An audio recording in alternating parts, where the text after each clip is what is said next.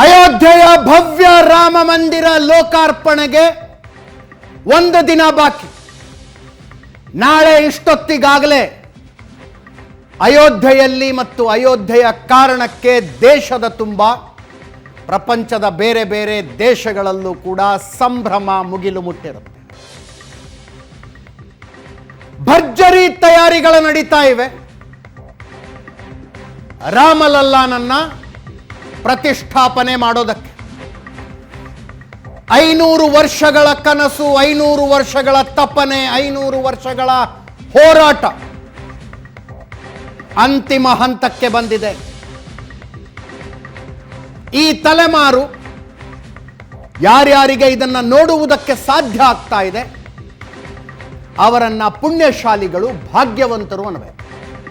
ಯಾಕಂದ್ರೆ 1528ರಿಂದ ಇಲ್ಲಿ ತನಕ ಅನೇಕ ತಲೆಮಾರುಗಳು ಈ ಕನಸು ಕಾಣ್ತಾ ಕಾಣ್ತಾ ಸತ್ತೋಗ್ಬಿಟ್ಟು, ನೋಡೋದಕ್ಕಾಗಲೇ ಇಲ್ಲ ಅವರಿಗೆ. ಕನಸು ಕಂಡ್ರು, ಪ್ರಯತ್ನ ಪಟ್ಟರು, ಹೋರಾಡಿದ್ರು, ಆಗಲಿಲ್ಲ. ಅಂತಿಮವಾಗಿ ನಮ್ಮ ತಲೆಮಾರು, ಭಾಗ್ಯವಂತ ತಲೆಮಾರು, ಭವ್ಯ ರಾಮ ಮಂದಿರದ ಲೋಕಾರ್ಪಣೆಯನ್ನ ನೋಡ್ತಾ ಇದೆ. ಹಿಂದೆ 100 ಸಲ ಹೇಳಿದ್ದೀನಿ, ಮುಂದೆನೂ 100 ಸಲ ಹೇಳ್ತೀನಿ. ಇದನ್ನ ಇಂಡಿಕ್ ರಿನೇಸನ್ಸ್ ಅಂತ ಕರಿತೀನಿ ನಾನು.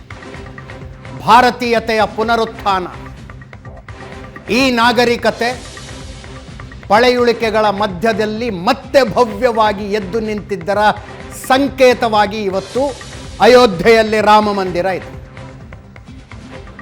ಹೌದು, ನಮ್ಮ ಮೇಲೆ ಪರಕೀಯರು ದಾಳಿ ಮಾಡಿದ್ರು, ಈ ಸಂಸ್ಕೃತಿಯ ನಾಶಕ್ಕೆ ಪ್ರಯತ್ನಿಸಿದ್ರು,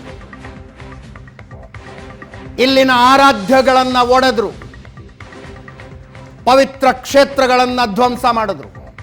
ಆದರೆ ಈ ಮಣ್ಣಿನ ಗುಣ, ಇಲ್ಲಿನ ಜನರ ಛಾತಿ ಸೋಲು ಒಪ್ಪಿಕೊಳ್ಳಲಿಲ್ಲ.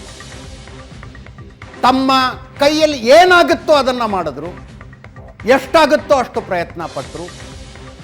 ಆ 500 ವರ್ಷಗಳ ಪ್ರಯತ್ನದ ಫಲವಾಗಿ ಇವತ್ತು ಅಯೋಧ್ಯೆಯಲ್ಲಿ ರಾಮ ಮಂದಿರ ತಲೆ ಎತ್ತಿ ನಿಂತಿದೆ. ಅನ್ಫಾರ್ಚುನೇಟ್ಲಿ ಈ ವಿಷಯದಲ್ಲೂ ಕೂಡ ರಾಜಕೀಯ.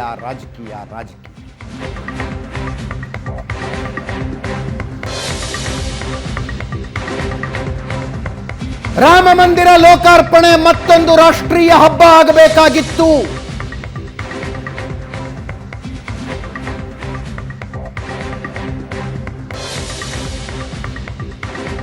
ಮತ್ತೊಂದು ರಾಷ್ಟ್ರೀಯ ಹಬ್ಬ ಆಗಬೇಕಾಗಿತ್ತು.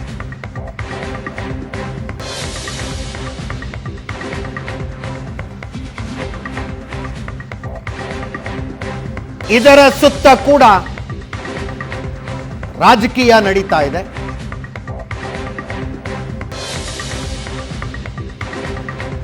ಇದು ದುರಂತ.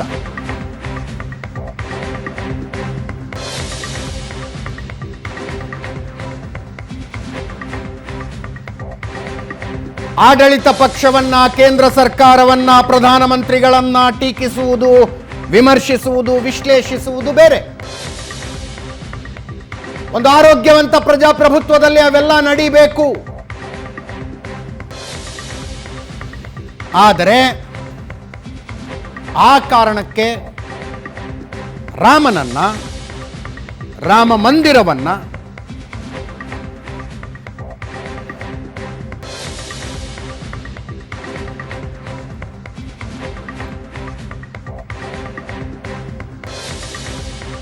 ನಿರಂತರವಾಗಿ ಟಾರ್ಗೆಟ್ ಮಾಡಲಾಯಿತು.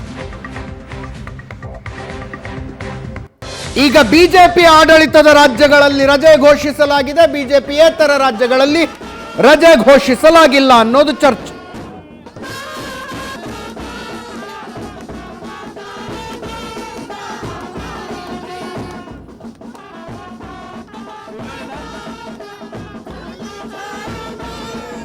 ಹಾಗೆ ನೋಡಿದ್ರೆ ರಜೆ ಘೋಷಿಸಿರೋದು ಬಿಜೆಪಿ ಆಡಳಿತದ ರಾಜ್ಯಗಳಷ್ಟೇ ಅಲ್ಲ, ದೆಹಲಿ, ಒರಿಸ್ಸಾಗಳು ಕೂಡ ರಜೆ ಘೋಷಿಸಿದಾವೆ.